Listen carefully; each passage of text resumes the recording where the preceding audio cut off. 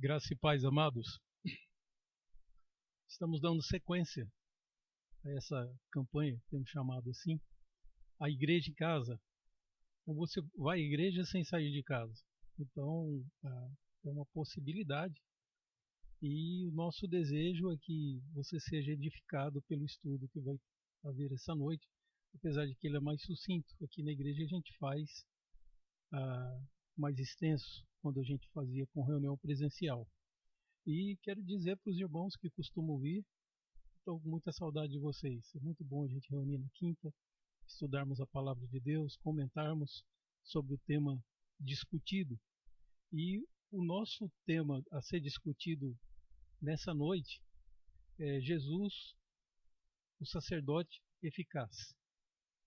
Jesus, o sacerdote eficaz, que é uma sequência. Nós estamos estudando a magnificência de Cristo, que é um estudo que mostra como Cristo é um ser humano superior, diferente, muito acima dos outros seres humanos. Igual, se pensarmos em termos físicos e tudo, contudo sem pecado, e hoje um tema que vai abordar bastante sobre isso.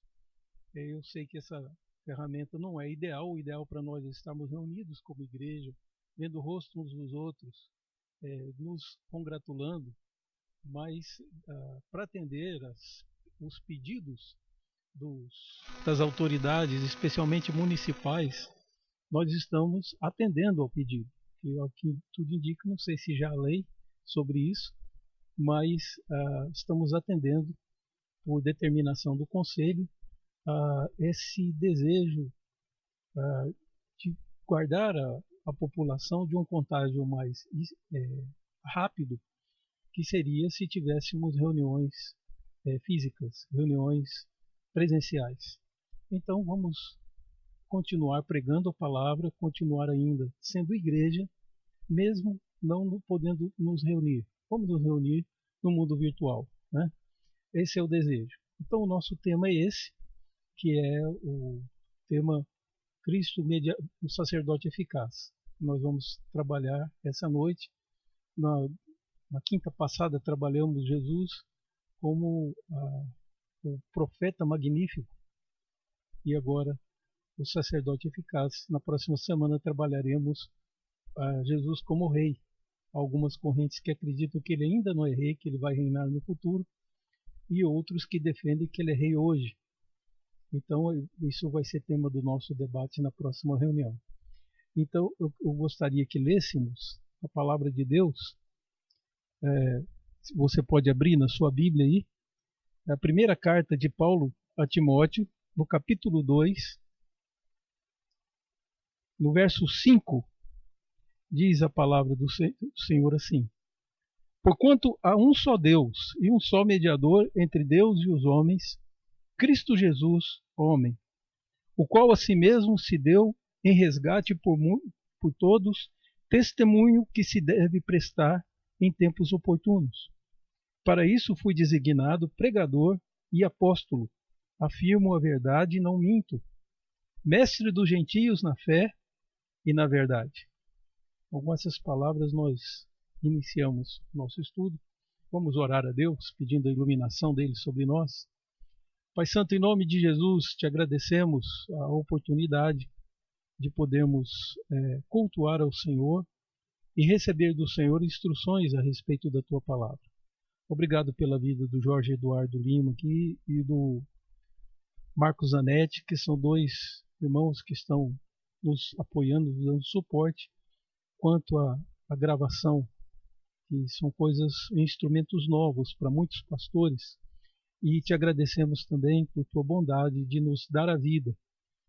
E acima de tudo, Senhor Deus, faz a obra que o Senhor tem o desejo, que tem no teu plano, e que o Senhor, muitas pessoas possam, nesse momento de crise, fazer um bom uso da adversidade, não desperdiçando, Senhor Deus, esse momento difícil que vivemos, que eles possam se arrepender e se converter ao Senhor Jesus e ganhar vida eterna.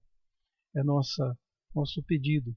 E também pedimos que o Senhor, com a tua graça, pare o vírus para que nós possamos mais livremente pregar a tua palavra.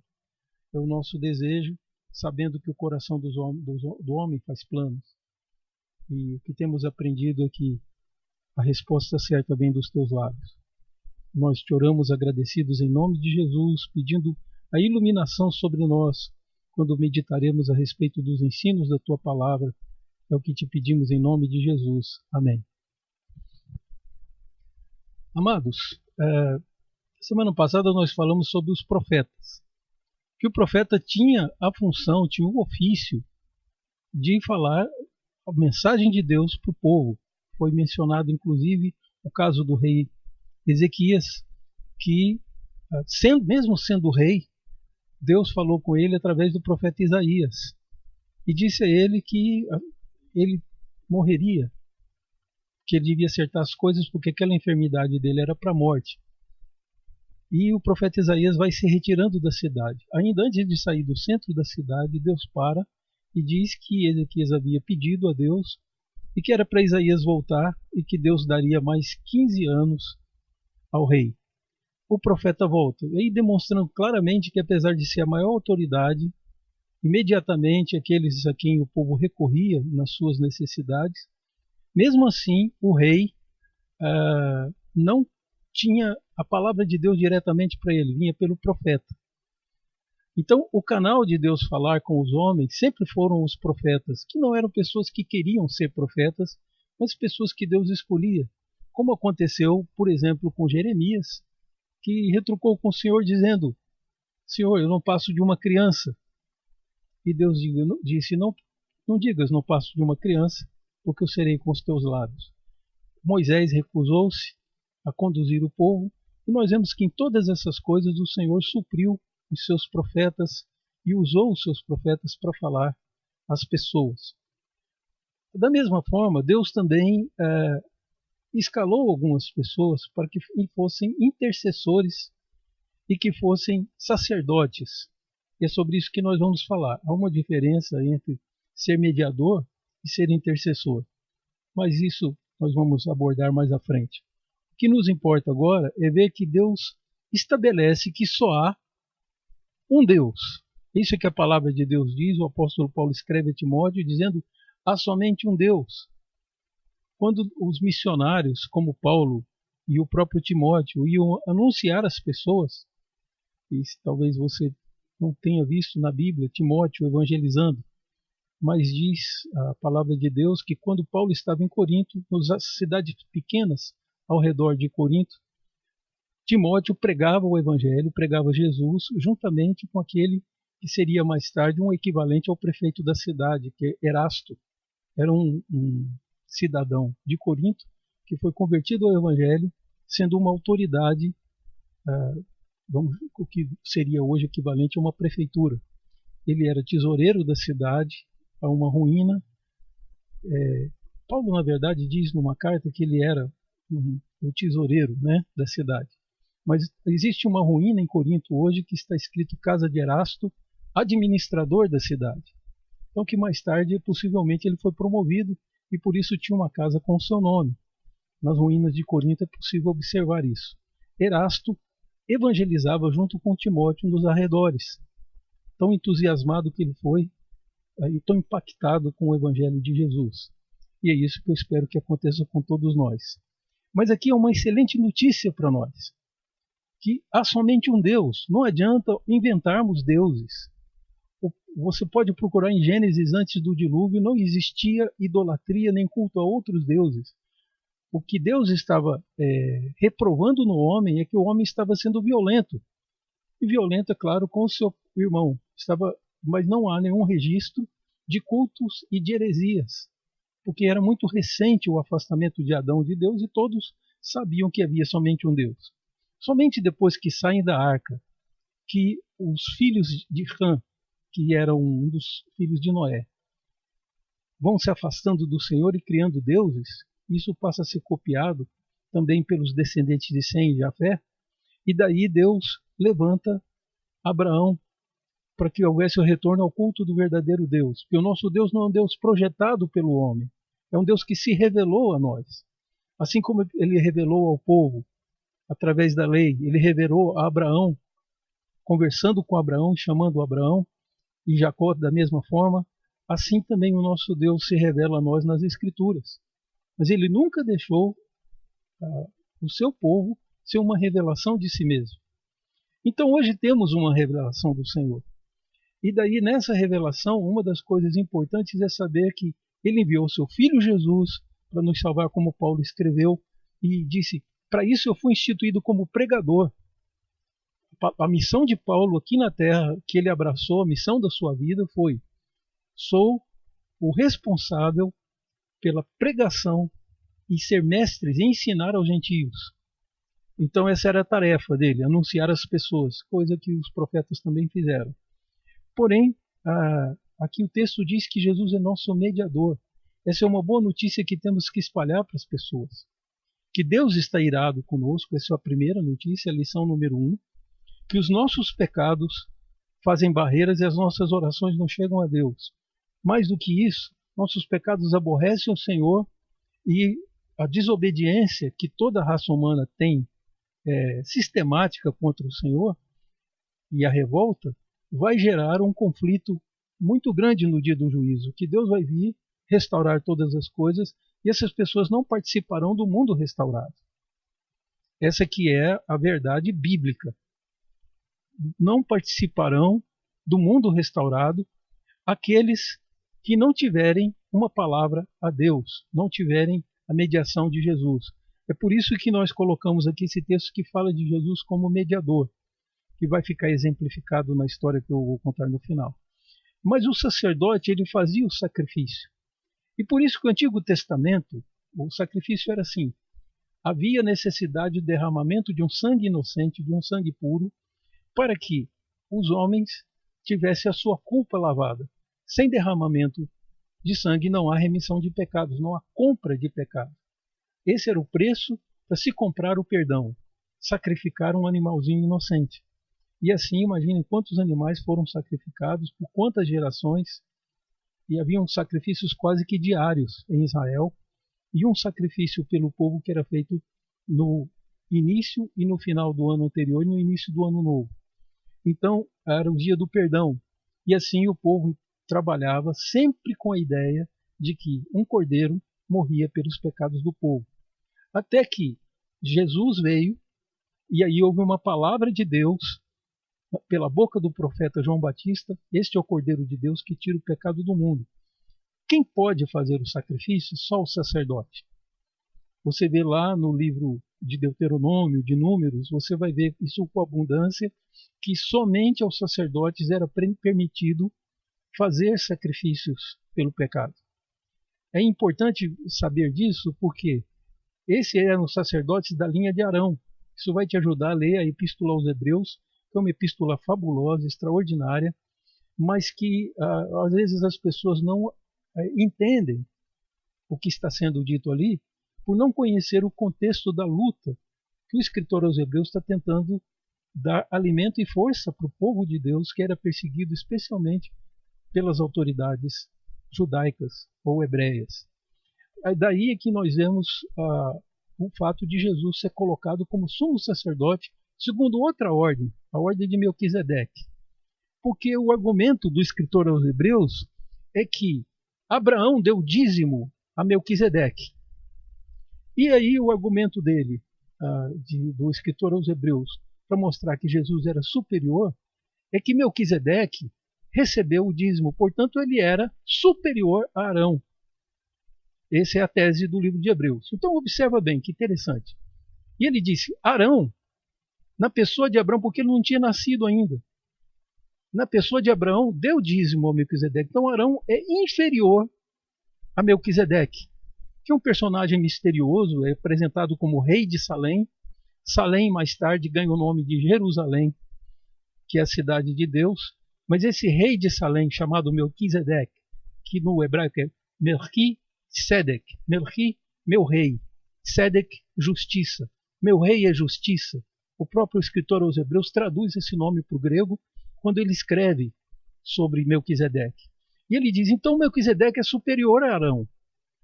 E Jesus então é enviado como sacerdote segundo a ordem eterna, uma ordem que já existe muito antes do homem ser criado e que vai existir ainda muito depois que essa terra foi desfeita.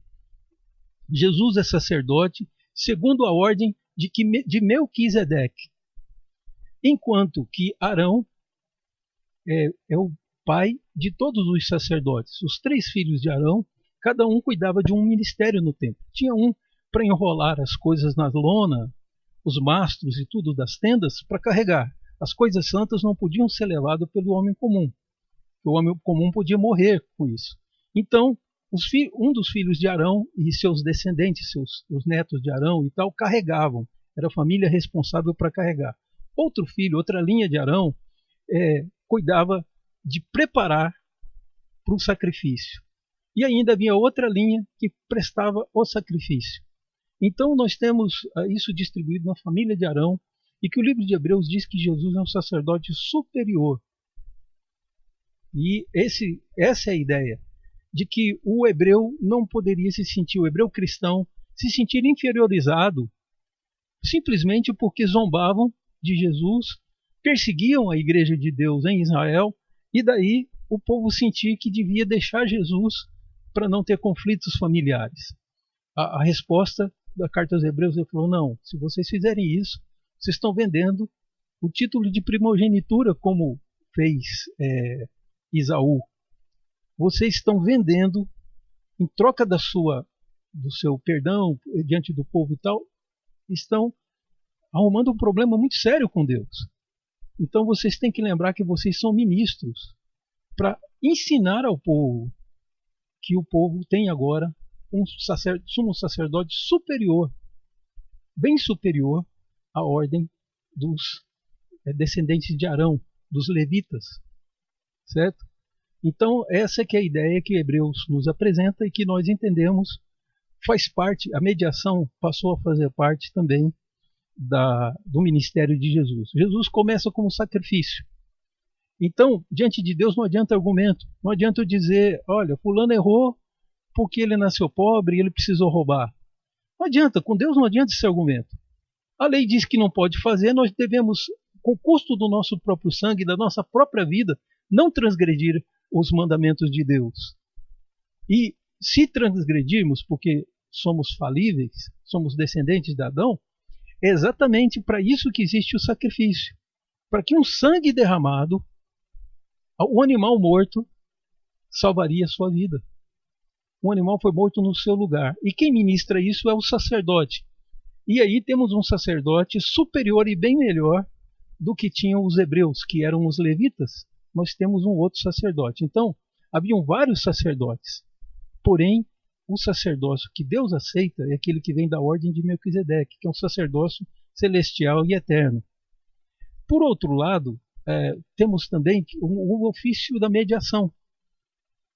O que é a mediação? A mediação é que o rei escolhe pessoas que possam vir falar em nome do povo para si. Mas é Deus que escolhe, não é o povo que escolhe. E Deus escolheu Jesus, e aí diz que não é... O sacerdote tem vários, e Jesus é superior a todos eles. Mas esqueça a palavra sacerdote agora e pense que o salvo, ele está salvo da condenação do juízo, mas isso não habilita ele a entrar no céu, e nem tampouco garante a ele uma vida mais tranquila aqui. Aí é que nós temos um intercessor. Porque o mediador, ele faz esse trabalho. Ele pega aquilo que é a vontade do povo e aparece diante de Deus, pedindo e suplicando por nós. É interessante que em Romanos nos é dito que nós não sabemos orar como convém.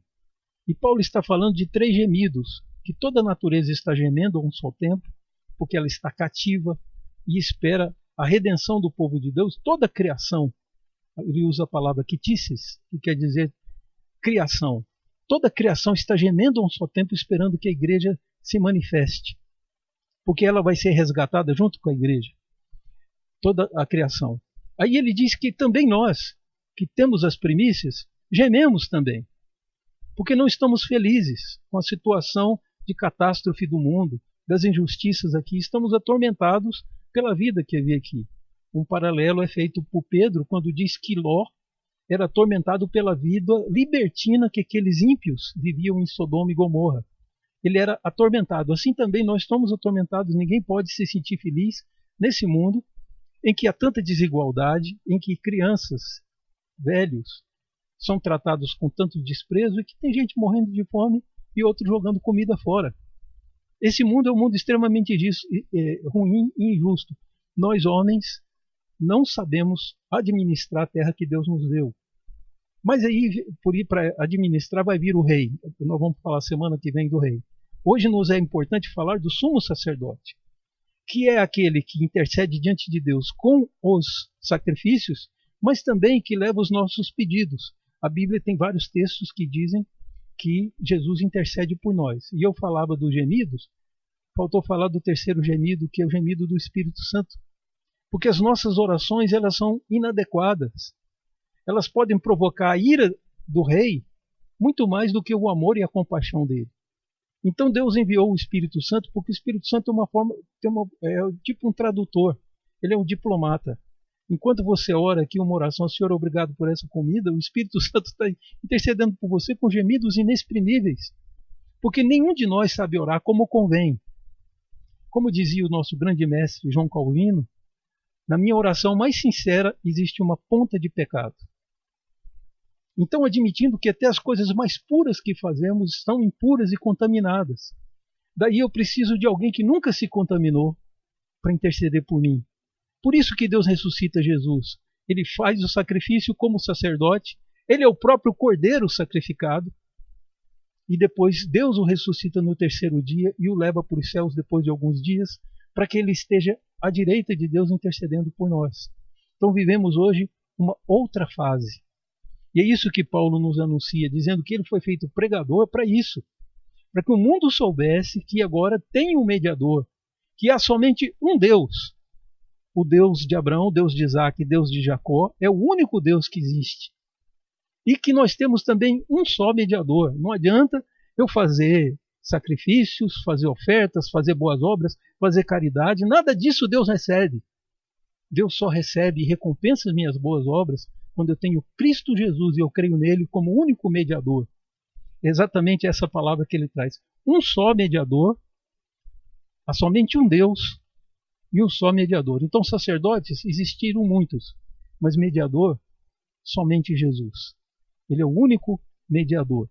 E eu queria, para ilustrar bem, encerrar contando uma história que aconteceu, que está narrada no Evangelho de João. Essa história está narrada em João capítulo 2, e é conhecida como o episódio das bodas de Caná.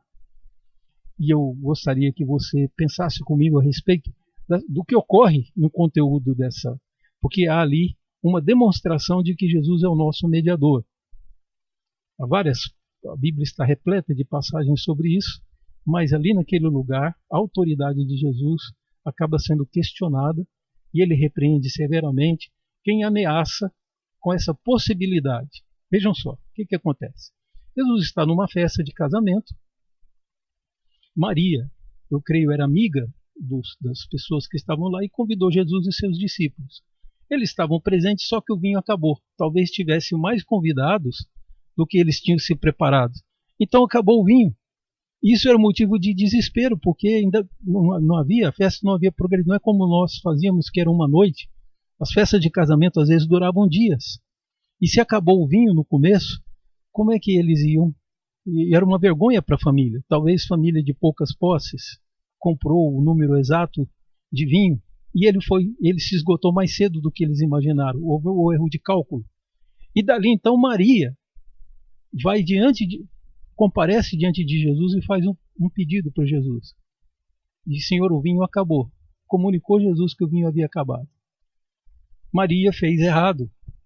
E é por isso que Jesus o repreende. A palavra de Jesus é muito dura para Maria, mas exatamente para corrigir a sua igreja no futuro. Das pessoas não acharem, porque tem um parentesco, tem alguma consanguinidade com Jesus, tem algum tipo de proximidade ou fez alguma boa obra, que ele pode interceder. Porque há uma crença no Brasil que se você pedir para a mãe, o filho faz.